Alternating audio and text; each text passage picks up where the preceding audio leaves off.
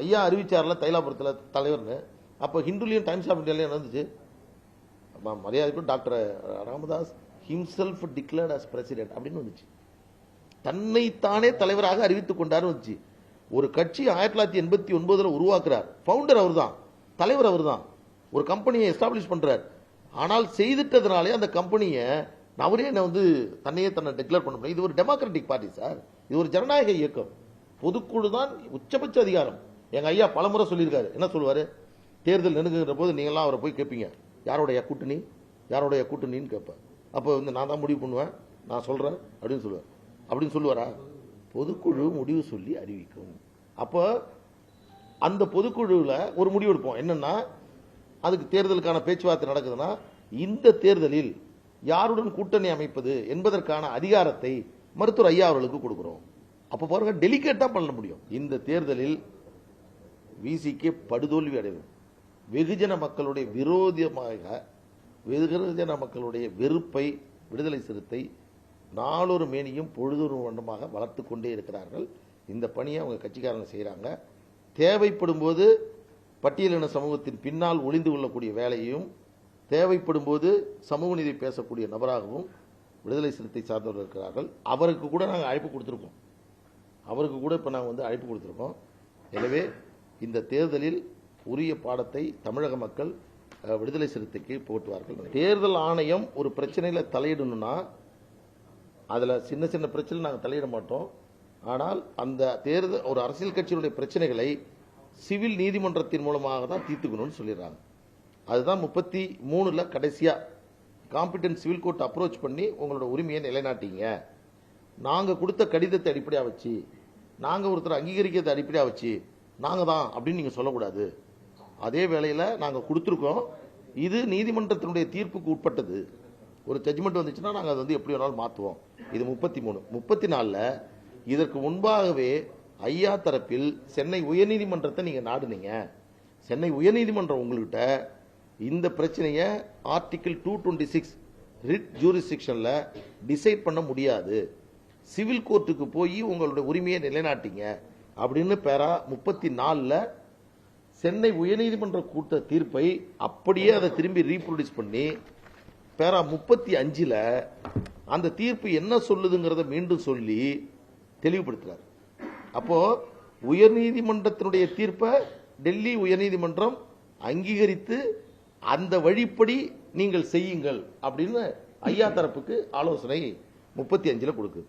36 நீங்க எடுத்து பாருங்க, 37 எடுத்து பாருங்க. எல்லா விஷயமுமே தேர்தல் ஆணையம் பதிவு செய்யப்பட்டு அங்கீகரிக்கப்படாத அரசியல் கட்சிகளை நாங்கள் எப்படி டீல் பண்ணுவோம் அப்படிங்கறத சொல்றாங்க. நம்மளுடைய இந்த பத்திரிகையாளர் சந்திப்பின் மூலமாக அவர்கள் கொண்டாடுவதற்கு ஏதாவது ஒரு மூகாந்திரம் இருக்கிறதா என்ற கேள்வியை நான் உங்கள் மூலமாக எழுப்புறேன். ஒரே ஒரு இதுக்காக இதை நாங்கள் கொண்டாடுறோம். இந்த அவங்க தேர்தல் ஆணையம் அன்புமணியினுடைய பதவி காலத்தை 2026 வரை நீட்டித்து 2 முறை கடிதம் கொடுத்தது. ஒன்னு நமக்கு கொடுத்துச்சு, ஒன்னு அவங்களுக்கு கொடுத்தாங்க. இந்த ரெண்டையும் சேலஞ்ச் பண்ணி தான் அவங்க கோர்ட்டுக்கு போனாங்க. அதை டெல்லி உயர்நீதிமன்றம் ரத்து செஞ்சிருக்கா? அந்த கடிதம் நாங்கள் கொடுக்கல, அந்த கடிதத்தை நாங்கள் திரும்ப பெற்றுக் கொள்கிறோம் தேர்தல் ஆணையம் சொன்னதா? நீங்க நல்லா ஞாபகப்படுத்தி பாருங்க. அவங்க 2 கொண்டாட்டம் பண்ணாங்க.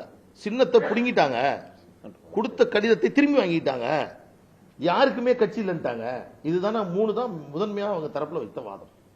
கொடுத்த கடிதத்தை, தேர்தல் ஆணையம் கொடுத்த கடிதத்தை பேரா 19 உங்களுக்கு நான் தெளிவுபடுத்தி சொன்னேன். உறுதிப்படுத்துறாங்க, நாங்க இதை கொடுத்துருக்கோம், அவங்களுக்கு 26 வரைக்கும் தான் இருக்கு அப்படிங்கறத சொல்றாங்க. அதே மாதிரி நீதிபதியும் அதை பதிவு பண்றாரு. அதற்கு அடுத்தபடியா மாம்பழம் சின்னம் பாட்டாளி மக்கள் கட்சி இல்லைன்னு எந்த இடத்துல இந்த தீர்ப்புல நேற்று கூட நான் சொன்னேன். நேற்று தினம் பத்திரிகையாளர் சந்திக்கும் போது எனக்கு இந்த உத்தரவு நகல் வரல, நேற்று இரவு தான் வந்துச்சு.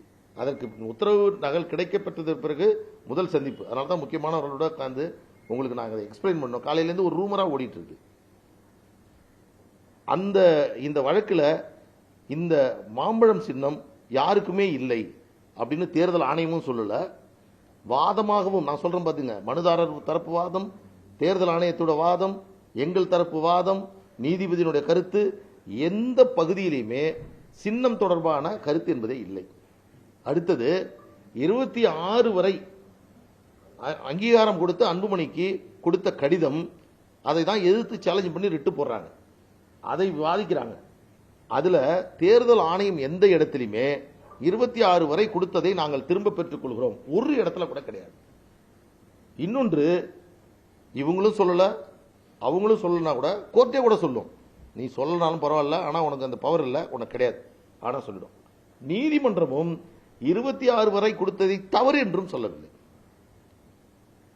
ஒருவேளை நீங்க அங்க போறீங்க, இது தவறு அப்படின்னு சொன்னா என்ன பண்ணணும், அந்த கேள்விக்கு தான் இந்த தீர்ப்புல நிறைய விஷயங்களை அவங்க டிஸ்கஸ் பண்ணிருக்காங்க. எப்படின்னா, உங்களுடைய தரப்பினுடைய வாதத்தை நிரூபிக்க வேண்டும், நியாயப்படுத்த வேண்டும், மருத்துவர் அன்புமணி ராமதாஸ் அவருக்கு அதிகாரம் இல்லை என்று சொல்ல வேண்டும் என்றால் சிவில் கோர்ட்டுக்கு போய் உத்தரவு வாங்கிப்பாங்க. இப்ப கூட நான் சொல்றேன், நான் அன்புமணி ராமதாஸ் அவர்கள் சார்பில் தான் வரேன்.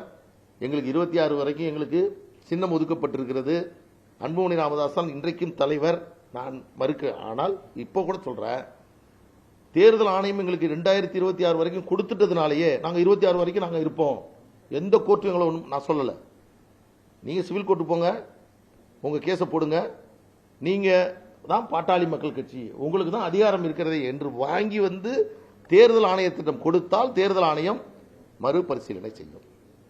இந்த வழக்கில் நான் இப்பவும் மீண்டும் சொல்றேன், சவாலா சொல்றேன், எந்த இடத்திலும் எந்த நேரத்திலும் எந்த நீதிமன்றத்திலும் அவர்களால் வெற்றி பெறவே முடியாது. ஒரு மிகப்பெரிய தவறை அவர்கள் சென்னை உயர்நீதிமன்றத்தில் தாக்கல் செய்யப்பட்ட வழக்கிலே தவறை நிகழ்த்தி விட்டார்கள். அது இர்ரிப்பேரபிள் மிஸ்டேக், காலத்தால் மாற்ற முடியாத பிழை.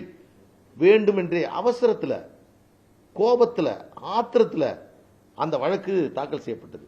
அதில் என்னன்னா, அவர்களுடைய வாதப்படி மருத்துவர் அன்புமணி ராமதாசருடைய பதவிக்காலம் 2025 மே மாதம் 28ஆம் தேதி வரை இருக்கிறதுங்கிறது அவங்களுடைய வாதம். கட்சியினுடைய விதிகளின்படி, பைலாவின்படி கட்சியினுடைய தலைவர், பொதுச் செயலாளர் தான் மாநில அளவில் இருக்கக்கூடிய உயர்மட்ட குழு, அரசியல் தலைமை குழு, செயற்குழு, பொதுக்குழு, இத்தனையும் கட்சியினுடைய தலைவர் தான் தலைமை தாங்க முடியும். இத்தனை கூட்டத்தையும் கட்சியினுடைய பொதுச் செயலாளர் தான் கூட்ட முடியும். அவர்கள் வாதப்படியே 28 மே மாதம் 25 வரை அன்புமணி ராமதாஸ் அவர்கள் தலைவராக தொடர்கிறார் என்று அவர்கள் ஒத்துக்கொண்டால், எப்படி அவர்கள் 24ஆம் தேதி ஏப்ரல் மாதம் 29ஆம் தேதி ஒரு கூட்டத்தை கூட்டியதாகவும், அந்த கூட்டத்தில் தான் மருத்துவர் அன்புமணி ராமதாஸ் நீக்கப்பட்டதாகவும் சொல்லுகிறார்கள். யார் அந்த கூட்டத்தை கூட்டது? அந்த கூட்டத்திற்கு தலைமை தாங்கியது யார்? அந்த கூட்டத்தை கூட்டக்கூடிய அதிகாரம் இருக்கிறதா? எனவே இந்த தவறை அவர்கள் சென்னை உயர்நீதிமன்றத்தினுடைய அந்த வழக்கிலே அவர்கள் பதிவு செய்திருக்கிறார்கள். இன்னொன்று மிக முக்கியமானது, இதையும் நீங்க குறிச்சு வச்சுங்க, என்றைக்கு எங்க போனாலும் இதற்கு அவங்க பதில் சொல்லிதான் ஆகணும்.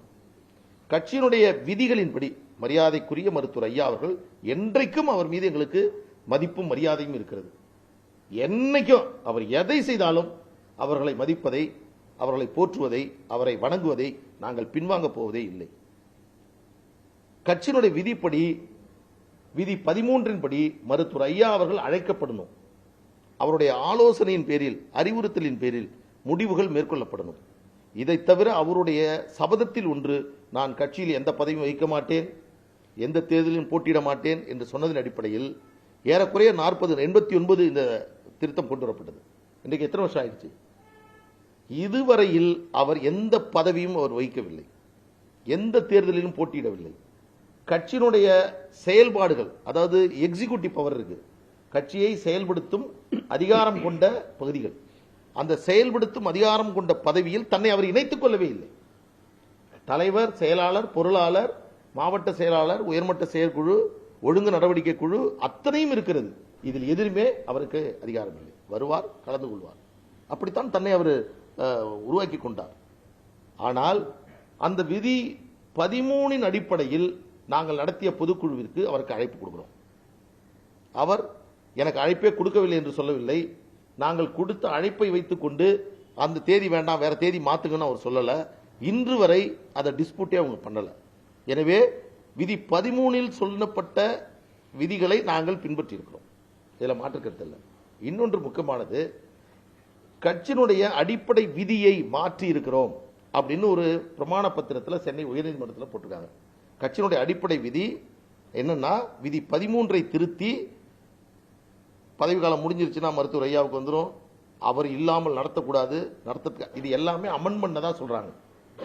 எந்த தப்பை செஞ்சாலும் சரியா செய்யணும். நிறைய படத்தில் சொல்லுவாங்க, பண்ற மிஸ்டேக்கை கரெக்டா பண்ணியா, தப்பா பண்ணி மீண்டும் தப்பா மாட்டிக்காதையாம்பாங்க. அந்த மாதிரி இதுல என்ன பண்ணிட்டாங்கன்னா, விதி 33 கீழ் நாங்கள் திருத்தம் பைலாவை அமெண்ட் பண்ணிருக்கோம். இதுவும் இன்னைக்கு இவங்க இந்த ஸ்டாண்ட்ல இருந்து மாறவே முடியாது. என்ன சொல்றாங்கன்னா, பைலாவை ரூல் 33 கீழ் நாங்கள் திருத்தம் செய்திருக்கிறோம். அதை எங்க ஸ்டேட் எக்ஸிகியூட்டிவ் மீட்டிங்ல பைலாவை திருத்தம் செய்யணும்னா 2 ஆஸ்பெக்ட். ஒன்னு ஜெனரல் கவுன்சில்ல தான் பண்ண முடியும். ரெண்டாவது ஜெனரல் கவுன்சில்ல 3/2 பங்கு பெரும்பான்மையோடு தான் செய்யணும். தீர்மானம் முன்மொழியணும், வாக்கெடுப்பு விடணும், அதன் அடிப்படையில் ஆதரவு தெரிவிக்கணும். ஆனால் இவர்கள் எக்ஸிகியூட்டிவ் மீட்டிங்ல வச்சதாகவும் ரூல் 33 கீழ் திருத்தம் செய்ததாகவும் பிரமாண பத்திரத்தை போட்டாங்க. இதை மாற்ற முடியுமா? சிவில் கோர்ட்டுக்கு அவங்க எப்படா வருவாங்கன்னு நாங்க பார்த்துக்கிட்டே இருக்கோம், எதிர்பார்த்துக்கிட்டே இருக்கோம். இந்த பக்கம் ஓடுறாங்க, இந்த பக்கம் ஓடுறாங்க, டெல்லிக்கு ஓடுறாங்க, சென்னைக்கு ஓடுறாங்க, தேர்தல் கமிஷனுக்கு ஓடுறாங்க, அப்புறம் போலீஸ் ஸ்டேஷன் வரைக்கும் ஓடுறாங்க, சிபிஐக்கு ஓடுறாங்க, ஐபிக்கெல்லாம் வர போயிருக்காங்க. இதுக்காக போக வேண்டிய இடம் சிவில் கோர்ட்டியா? அது பக்கத்தில் இருக்கு, பாரிஸ் கார்னர்ல இருக்கு, ஹைகோர்ட்ல இருக்கு. போங்க, போய் நீங்க அதுல ஒரு பெட்டிஷனை போடுங்க. அதுல விதி 33 சொன்ன பாருங்க, அது என்னன்னா பைலாவுடைய சப்ரூல் அமெண்ட் பண்றதுக்காக உள்ள ப்ரொவிஷன். அது பைலாவுடைய சப்ரூல், அதாவது பாட்டாளி மக்கள் கட்சியினுடைய விதியினுடைய துணை விதிகளை உருவாக்குவதற்கு விதி 33 கீழ் செய்ய வேண்டும் அப்படின்னு இருக்கிறத எடுத்து நாங்க பைலாவே மாத்திட்டோம். பைலாவை மாத்துறதுக்கு விதி 34, அந்த 34 தான் நான் சொன்னதை சொல்லுது. ஜெனரல் கவுன்சில் நடத்தணும், பொதுக்குழு 2/3 தீர்மானம் நிறைவேற்றணும். அப்ப பொதுக்குழுவை கூட்ட வேண்டும். யார் கூட்ட முடியும்? கட்சி பொதுக்குழுவால் தேர்ந்தெடுக்கப்பட்டு தலைவராக செயலாளராக இருக்கக்கூடியவர்களால் தான் கூட்ட முடியும். தலைவர் அதில் தலைமை தாங்க வேண்டும். இதை கூட்டக்கூடிய அதிகாரம் உங்களுக்கு வந்திருக்கா? 2026 வரை எங்களுக்கான அனுமதியை தேர்தல் ஆணையம் வழங்கியிருக்கிறது. இன்னைக்கு நாங்கள் அடுத்த பொதுக்குழு நடத்தினோம். இப்ப இன்னொன்னு சொல்றேன், அந்த பொதுக்குழு கூடாதுன்னு தானே கோர்ட்டுக்கு போனாங்க, சென்னை ஹைகோர்ட்டுக்கு. அந்த மனு தள்ளுபடி செய்யப்பட்டது. அதற்கு பிறகு பொதுக்குழு நடத்தப்பட்டது. அதுக்கு மேல இது பண்ணியாச்சு. பொதுக்குழுல நாங்கள் தீர்மானம் போட்டுட்டோம். 2026 வரைக்கும் நாங்கள் எக்ஸ்டெண்ட் பண்ணிட்டோம். இப்போ உங்களுக்கு கிளாஸ் எடுக்கிறோன்னா அவங்களுக்கு எடுக்கிறேன்னானே தெரியல, அவங்களுக்கு எடுக்கிற மாதிரி தான் இருந்தாலும் போயிட்டு போகுது. நம்மளோட பழகிட்டு இருந்தவங்க தெரிஞ்சுக்கிட்டோம். 26 வரைக்கும் எக்ஸ்டெண்ட் பண்ணது தப்பு, அதை பண்ணக்கூடாது அப்படின்னா அது கோர்ட்டுக்கு போனாங்களா? நான் சொல்றதுல ஏதாவது லாஜிக் இல்லைன்னா நீங்க திருப்பி என்கிட்ட கேளுங்க. அதுவும் பண்ணல. அப்போ இப்போ எங்களுக்கு தான் வெற்றி, எங்களுக்கு தான் வெற்றி. இது ஒரு ஒரு மனநிலை பாதிக்கப்பட்டவங்க எப்படி வேணாலும் பேசலாம், நம்ம பேச முடியாது. நான் உங்களுக்கு தெளிவா அன்போடு நான் இந்த நேரத்தில் சொல்றது, உச்ச நீதிமன்றத்தினுடைய தீர்ப்பு, உயர்நீதிமன்றத்தினுடைய டெல்லி உயர்நீதிமன்றத்தினுடைய தீர்ப்பு மருத்துவர் அன்புமணி ராமதாஸ் அவர்களை தலைவராக ஏற்றுக்கொண்ட பாட்டாளி மக்கள் கட்சியினுடைய லட்சோப லட்ச தொண்டர்களால் போற்றி கொண்டாடக்கூடிய ஒரு தீர்ப்பு இந்த தீர்ப்பு. இது எந்த விதத்திலும் எங்களுடைய அதிகாரத்தை பறிப்பதாகவோ இதை மாற்றி அவர்களுக்கு கொடுப்பதாகவோ யாருக்கும் அதிகாரம் என்று சொல்வதாகவோ எதுவுமே இதில் இல்லை. இந்த தீர்ப்பு வந்ததற்கு பிறகு வந்துருச்சு தீர்ப்பு, காப்பி ஆர்டரே வந்துருச்சு. உங்களுக்கு தான் அதிகாரம் வந்துருச்சு. ஆனா நேற்று போய் டெல்லியில் இருக்கக்கூடிய போலீஸ் ஸ்டேஷன்ல போய் கம்ப்ளைண்ட் கொடுக்க ஆரம்பிச்சிங்க. அதுல இருந்து என்ன தெரியுது உங்களுக்கு? நான் போனேன், கேஸ் நடத்தினேன், கோர்ட்ல ஓப்பன் கோர்ட்ல டிக்டேட் பண்ணாங்க. நான் கிளம்பி சென்னைக்கு வந்துட்டேன். நேற்று முந்தானத்து கோர்ட்டுக்கெல்லாம் போயிட்டு வந்தேன். இங்கே தான் இருக்கேன். உங்களுக்கு தான் ஆர்டர் வந்துச்சு இல்ல? ஏன் இந்த ஒரு ஜி.கே. மணி டெல்லியிலே உட்காந்துருக்காரு, தேர்தல் கமிஷன் ஓடுறாரு, டெல்லி கோர்ட்டுக்கு ஓடுறாரு. ஏன் ஓடுறீங்க? இதுல இருந்து என்ன தெரியுது?